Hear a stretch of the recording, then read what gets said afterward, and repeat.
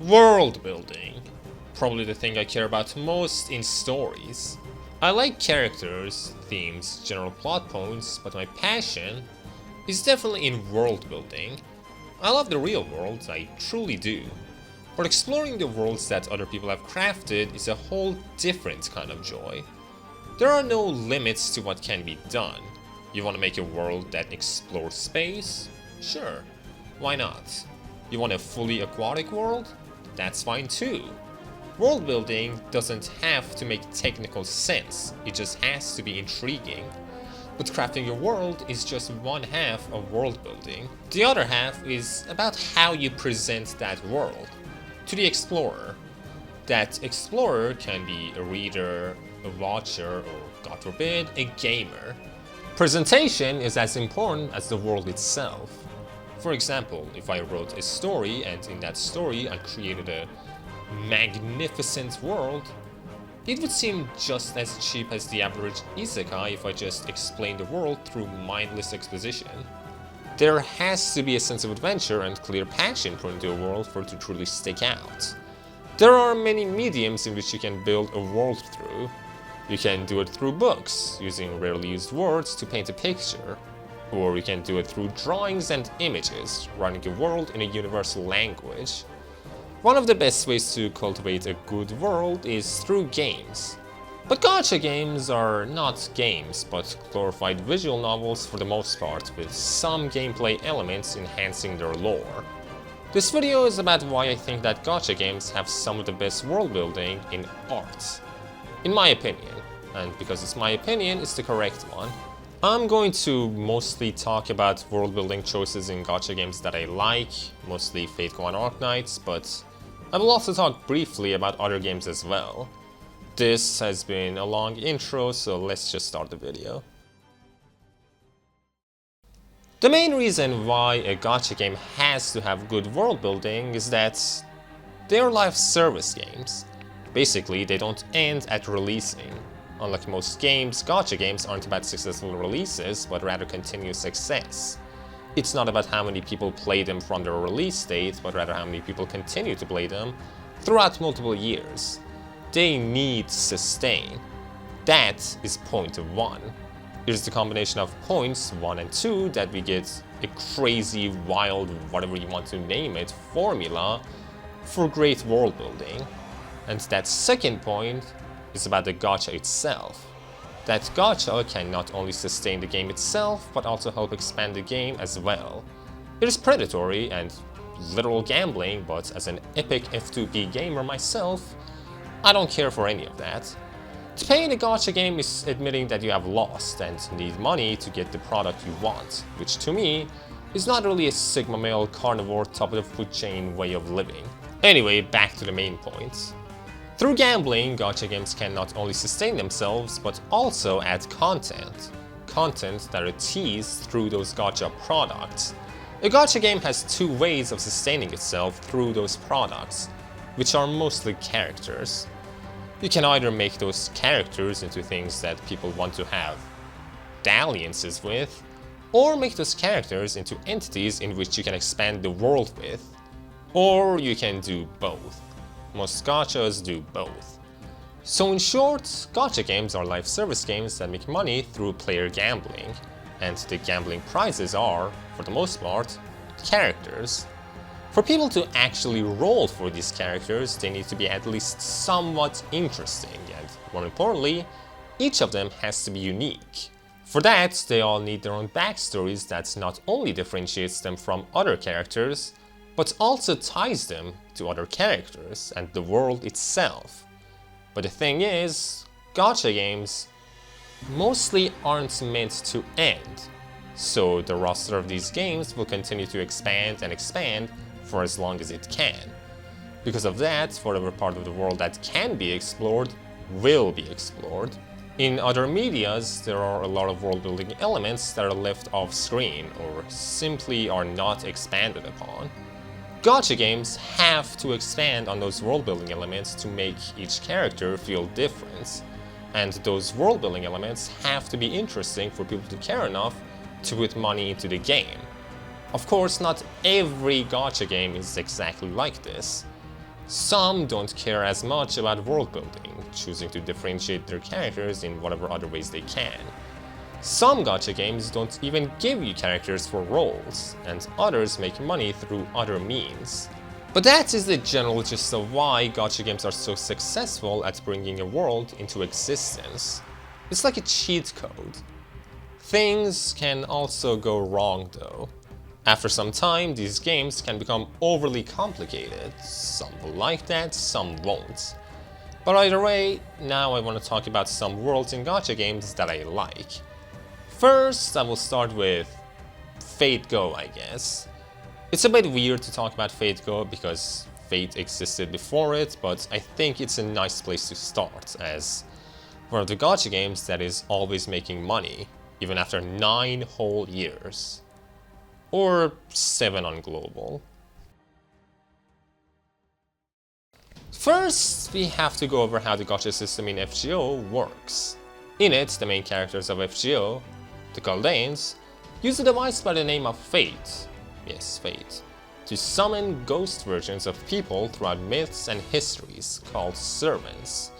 It has its own database which records whatever heroic spirits, basically magical ghost people, it finds into its circuits, making it so that if they ever die, they can be summoned back. So, who can be summoned using this Fate system? Well, pretty much anyone and anything. You can summon someone like Nikola Tesla, or even a messed up evil version of John the Dark, or even an object like Voyager 1. The thing with Fate as a series is that it never tries to be historically accurate, even if it does do its research about certain figures. Fate has always been a historical/mythological fanfiction. Why shouldn't I turn King Arthur into a woman? Why shouldn't I make Hans Christian Andersen into a child with Dio's voice? While the whole system is based on the real world, it isn't one-to-one. Fate always tries to do more with its characters than it really needs to, unless that character was released in Gear 1. Servant summoning depends on the individual summoned. They will always be in their prime and the general perception of people affects them as well. Let's start with a simple character, Vlad III, ruler of Wallachia during parts of the 1400s, and a great one at that. A hero of Romania and a very strong and capable character in the world of Type Moon. The thing is, he inspired the creation of a different entity, Dracula. Because of that, even though in life he was in no way a vampire, as a servant he gets Dracula powers because of the perception people have of him. It's not something he can control either, it just works that way. He loathes it but can't do anything about it. He will always have Dracula in his DNA, even if he hates it. Now spread that concept across to whatever person you can think of. Fictional or real doesn't matter. The world of Type Moon simply works that way, which allows for fun creativity. Let's talk about other parts of Fate Go now. At first, the game was about singularities, which were sort of complicated already. Basically, sometimes things start to happen in the past, in the present. This can happen naturally or intentionally. They are called singularities. Normally, they get pruned away by some overly complicated stuff I don't have to get into, but sometimes these singularities overstay their welcome. Part 1 of Fate Go was about these singularities, about trying to keep the past as it is. These singularities can be basically about anything. What if Bedivere didn't throw Excalibur into the lake, keeping Arthur alive? What if Jeanne d'Arc was resurrected as an evil dragon lord lady? This concept is intriguing, but it can only be explored fully in a gacha game. Not only do you have the 7 main singularities, but you also have events that happen between them, which not only introduce the players into new worlds, but also characters/products that the game studio can profit off of. The events aren't normally as in-depth, but they are still interesting. Not all of them, of course. But that's not where things end. There are also lost builds, the main point of part 2 of Fate Go. If singularities are new stains on human history, lost builds are stains that have long since dried and become a part of, I don't know, your carpet. What if Olympic gods were still alive today? What if humanity died out thousands of years ago? What would replace it today? These lost builds are completely different histories that have survived until the modern age. They aren't as common as singularities, they don't appear in events, but they are much larger. Lost Build 6, Avalon LaFay for example, is a 40-hour-long story about one of these lost builds. I have made 2 videos going over it, so I'm not going to do it in this video. Instead, I'm going to talk about Lost Build 5 for a bit, the one with the Olympic gods. In it, the Olympic gods are machine gods that came from outer space. Funny thing is, this isn't a Lost Build thing. In Tide Moon, the Olympic gods are machines, Mesoamerican gods are parasites, among other things. In Lost Build 5, these machine gods managed to stay alive after an attack from outer space that should have wiped them out. Because of that, society as we know it is completely different. Some people are immortal. Even if they die, the gods resurrect them. Others got punished into Atlantis, but even they live for ridiculous amounts of time. The people constantly pray to the gods, focus solely on art, and leave all the complicated stuff for the gods and their machinery. Pretty much a utopia. But there is a catch. Every lost build is a dead end to human history. Basically, there are humanities that are incapable of progress. Humanities with an end. As good of a place as Olympus is, it has no future. The humans aren't the main force in the lost build. The gods are. The humans aren't leading their civilization. They are basically just pets with no real ambitions of their own. The ones that are passionate are only passionate about dying, which is why it's a dead end. It's not a world that brings out the true potential of humanity, so it is a, quote-unquote, worthless history. That is only one of 7 lost builds, each with their own characters, lore, and lessons. All of them have to be explored thoroughly to sell characters, to make profits. All of them have characters that have appeared before, characters that are also forced to interact with new ones. The most important part in all of this is that Fate didn't start with Fate Go, but Fate Go managed to explore the world of Fate in a way that wouldn't be possible otherwise. The world of Tide Moon has always been built on its magic system and concepts. FGO is perfect for pushing those concepts and magic system to the extreme, because it has to go that far for it to succeed. Which is why I think FGO is so successful. Not only built on an already large franchise, but also expands that very franchise, which is surprisingly rare for gacha games. I think I have talked enough about FGO and its world building, so I want to move on to other gacha games. Next, let's talk about Arknights and the world that it has crafted throughout multiple years. Now, I'm going to say something that some might deem outrageous. You know how One Piece is credited by a lot of people to have one of the best world buildings in media, nay, even the very best? I love One Piece and consider that statement to be true. In terms of world building, it is pretty unmatched. It has managed to cultivate this intricate world throughout almost 3 decades. Here's the thing. I can confidently say that Arknights has managed to do the same thing in only, on global as of now, 4.5 years. Let's start small. In Arknights, the place they live isn't called Earth, but Terra. The structure of the world is different as well. While the cultures are similar, the countries themselves are pretty different from their real-world counterparts. For one, every nation, and even company, has a symbol instead of a flag. The symbols don't have color either, they are all pure white. It's not a big thing, it's not even something that people will normally notice. But a small thing like that gives so much personality to the world of Arknights. To me.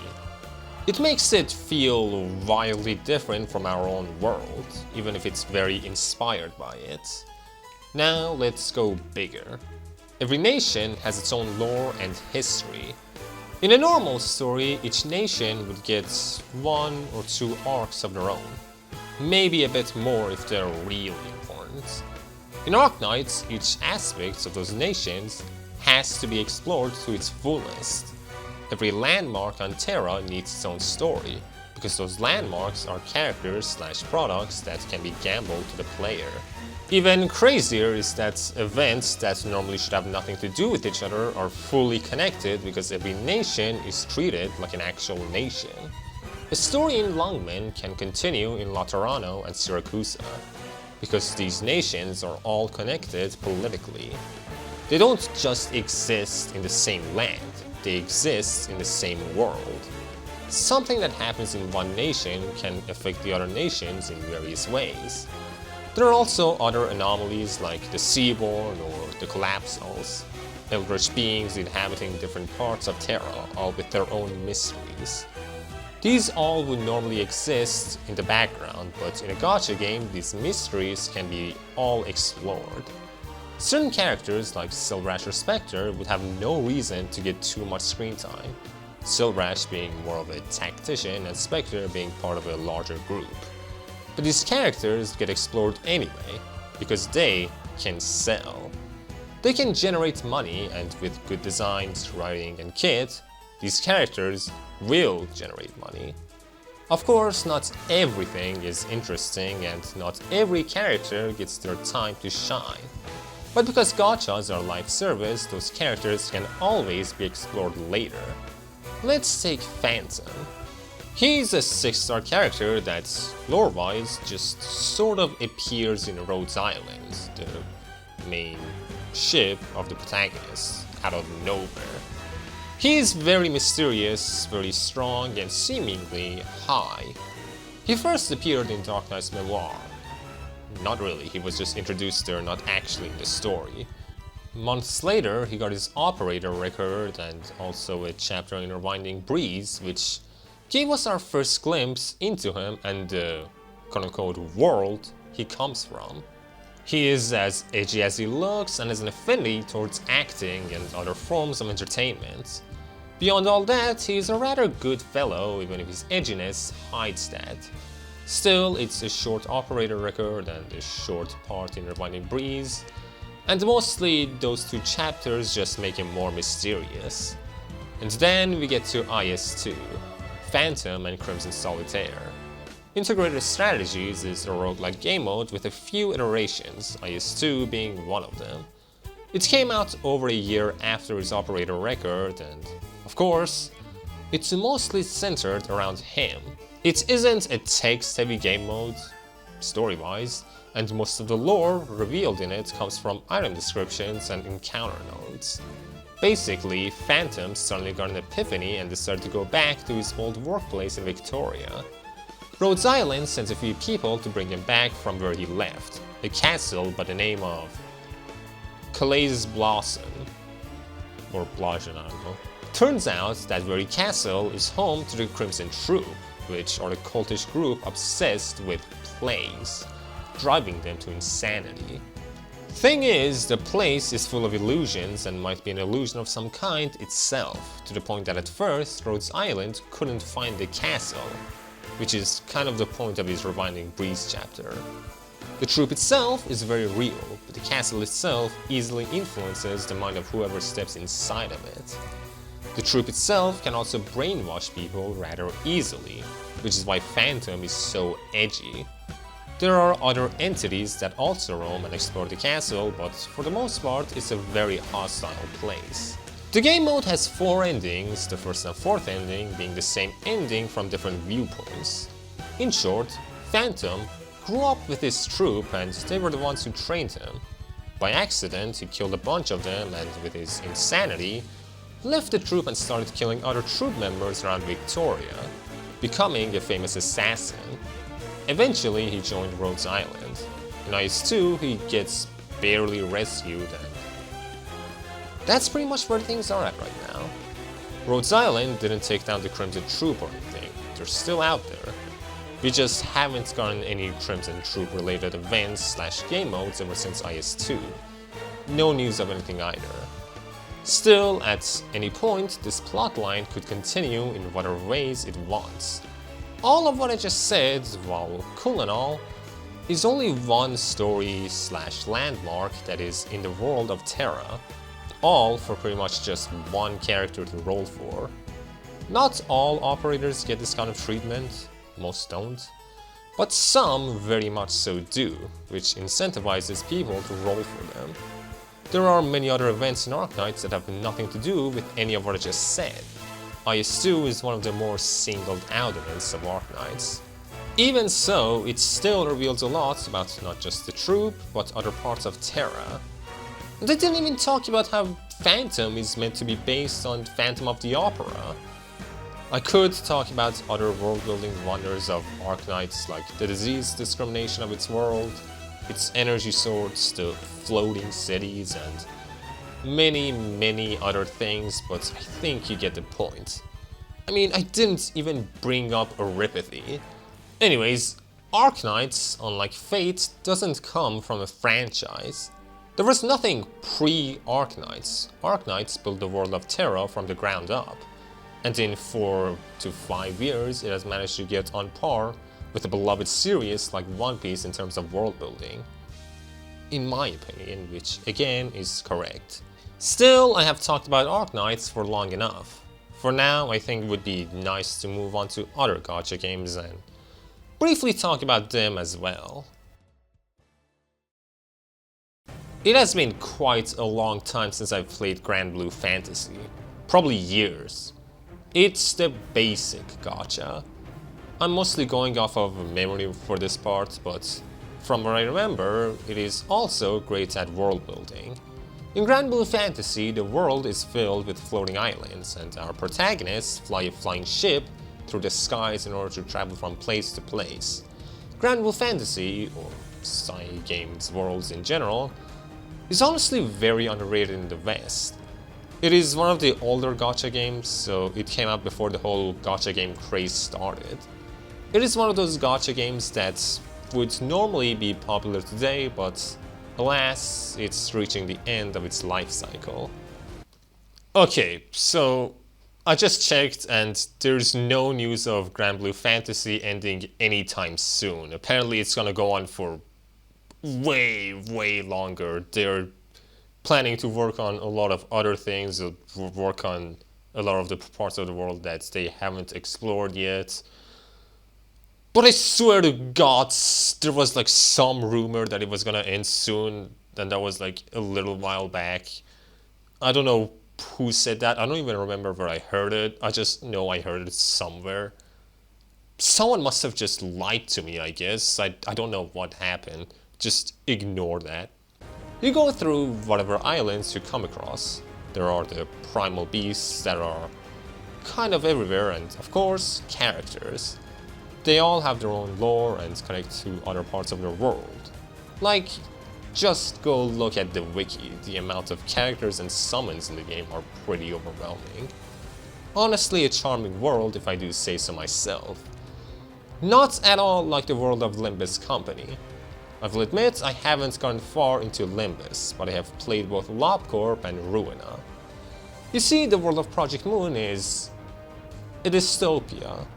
No other way to really describe it. The place of interest is called the city. What's outside the city? Who knows, not important for now. In the city there are districts all controlled by their own corps or wings. Of course there are other important factions like the Head, but for the most part, factions like the Head are too important to matter. There is also the backstreets where the rats live. In Limbus, a lot of the districts get the spotlight, their connections to the different sinners being the main focus of the game for the most part. The thing with Limbus is that it is barely a gacha game. What I mean by that is that while it has the same structure as a gacha game, it goes against what a lot of gacha games stand for. For one, the gacha itself doesn't give you characters but gameplay altering costumes. The 12 sinners are there from the start, and They stay as the 12 sinners even with the addition of a gacha. Another thing is that Limbus has an actual roadmap and an end goal. It explores the world of Project Moon. Sure, but unlike most gacha games, it has no plans of living forever. Once Project Moon is done with Limbus, they will move on to their next game, which will hopefully have good gameplay. I could go on and on about Project Moon, but let's leave that for later. Who knows, maybe I will make a Project Moon video someday. That day is not today. Talking about gameplay, let's bring up Genshin Impact. I know that it has good lore and that it has a lot of thought put into, well, its world. But I have never delved too deep into the lore myself.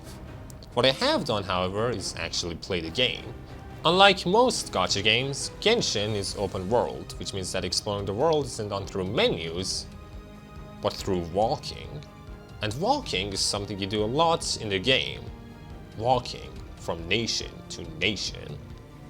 All of which have a different motif from the last. What separates Genshin from other open world games is that Genshin never stops adding in content, and also Genshin makes a stupid amount of money. So while other open worlds might manage to build large worlds, Genshin has to build a gigantic one. All the nations have their own culture and they all leave just enough space unexplored so that they can be explored later, to always keep things fresh. Just done with Inazuma? Have another Liyue update. Went through Sumeru? Have some more Liyue. I'm beginning to realize that it's mostly just Liyue that gets extra content. Anyway, every nation has to feel different and represent a different part of the map. Yelan equals chasm, Sino equals desert, so on and so forth. Every part of the map always has a quest connected to it, and some of these quests can be long. Still love your quest line. Still, as someone that doesn't engage with the lore of Genshin, the most I can do is talk about its gameplay and atmosphere. And with that, I think I went over the many different kinds of gacha world building. Before the outro though, I want to go over one last segment. The cons. There are problems with this formula. At this point, I'm guessing you understand why gacha games have great world building. Company makes character represents a piece of the world. People gamble for the character, which gives the company more money to continue building the very same world. Which is when we hit our first problem. When does it stop? Gachas are money generators, and money generators always continue their work until death. Because of that, giving a gacha game a natural death is hard. Let's take Fate Go. I mentioned how there is part 1 and part 2. Part 1 of Fate Go ended in less than 2 years. 1.5 took another year, the rest of the 7 to 9 years has been part 2 only. Not only that, part 2 has explored the world that Kaldea can explore pretty extensively.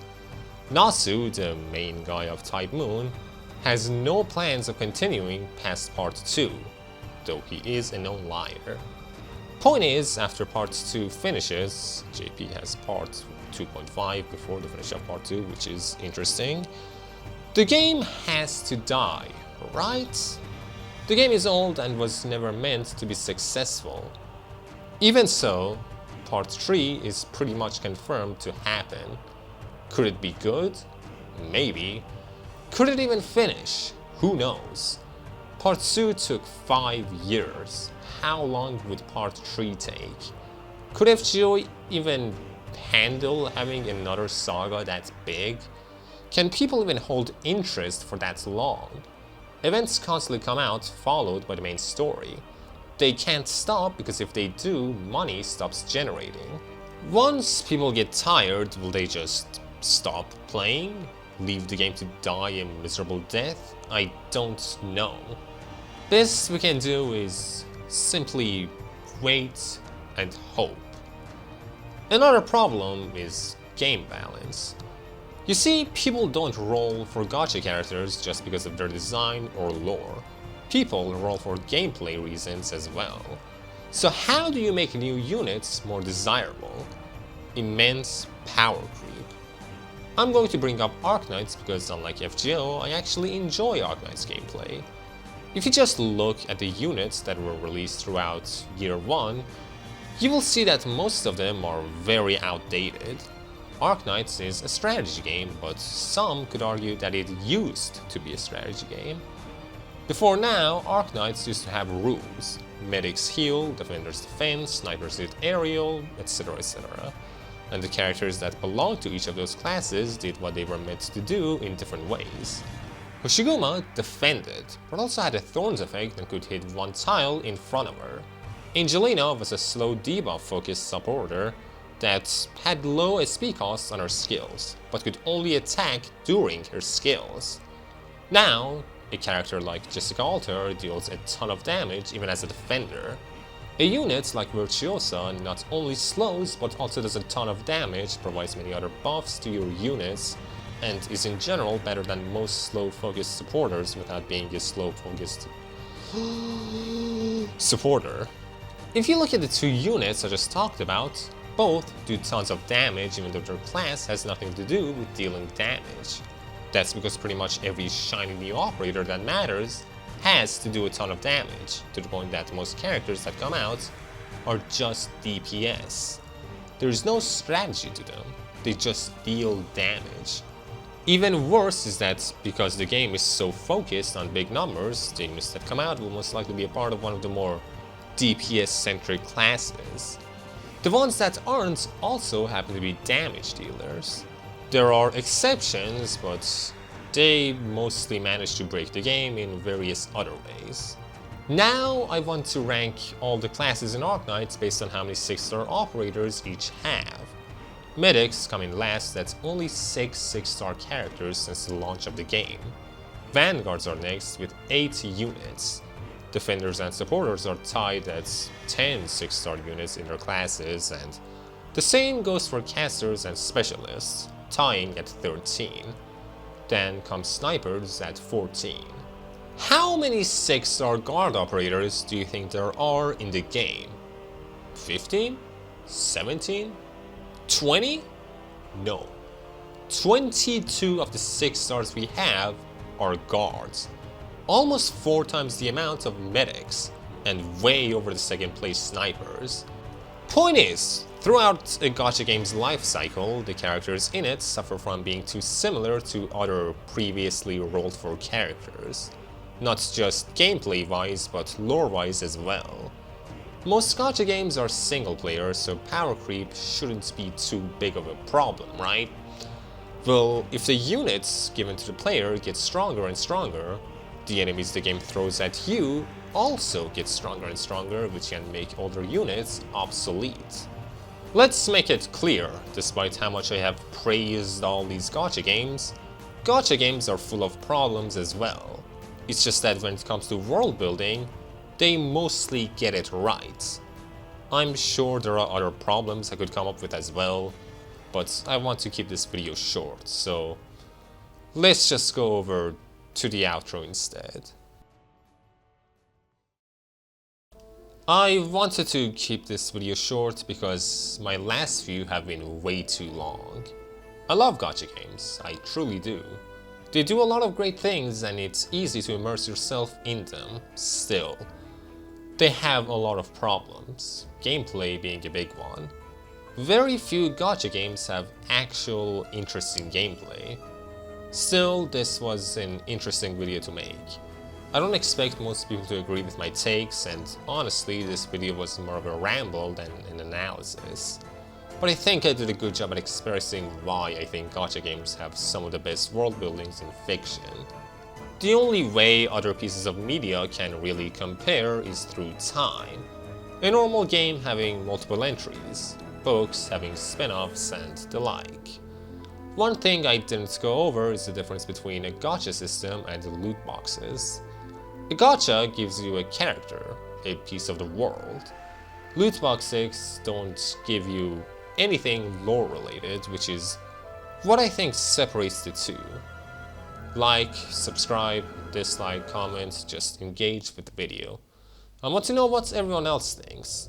At the end of the day, all I'm saying is that if One Piece was a gacha game, we would actually know more about all the other seas that people normally live in.